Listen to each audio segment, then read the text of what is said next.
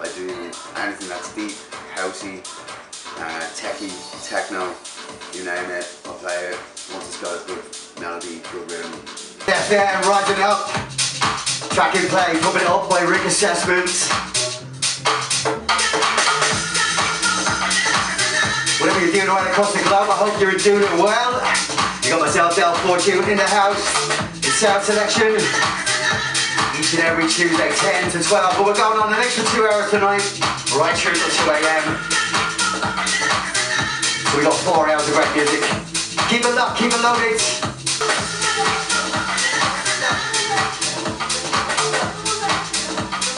Also got 2 free passes for a great night coming up on the 28th of May. That's in there, Club 22.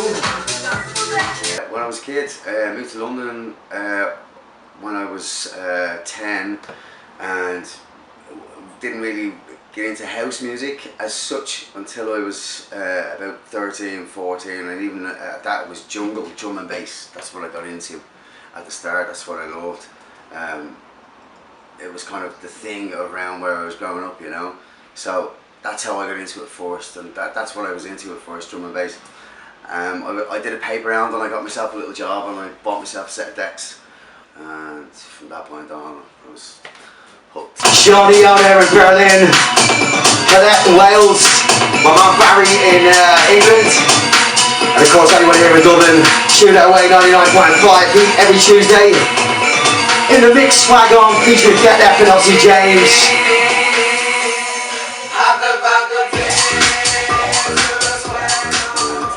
In my area where I grew up, it was just either you were into music, you were into playing the decks, MCing, or you know, the start of basic production, like, you know. So there was a lot of bedroom DJs, and I was one of them. And in my area, so we decided to put a little, you know, a little radio station together. One of them who has a radio station still running from this point on, still a very famous radio station in London. We started a radio station called 1017. It was the code of our place where we grew up in London. It was our postcode, and it was like only a small area. It was like on top of a high-rise building mast.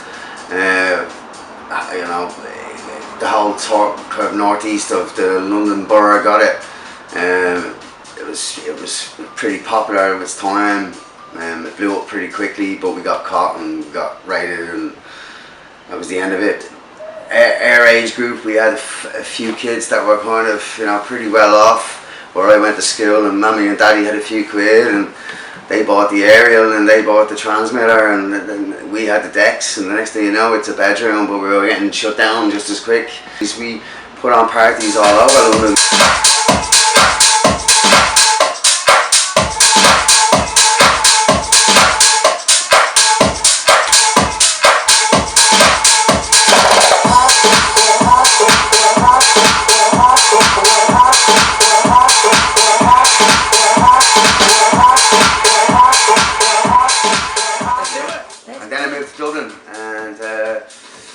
I changed music straight away when I came to Dublin, back to Dublin in 1995, and didn't get a set of decks again until I was in 1997, just, you know, but I still collected music, and I started collecting house music, and for 2 years I wasn't able to play them.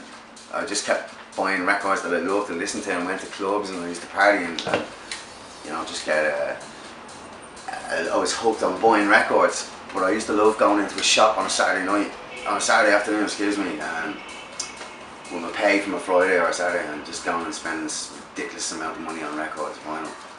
But I loved being in the record shop in Abbey Dis, and I was down at Abbey Street. And